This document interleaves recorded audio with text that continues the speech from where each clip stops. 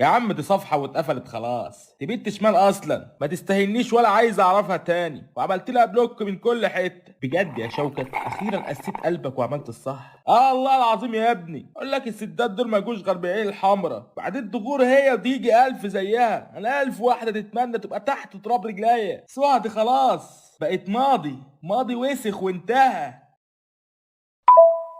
رد عليا يا سوى، انا مش قادر اعيش من غيرك والله.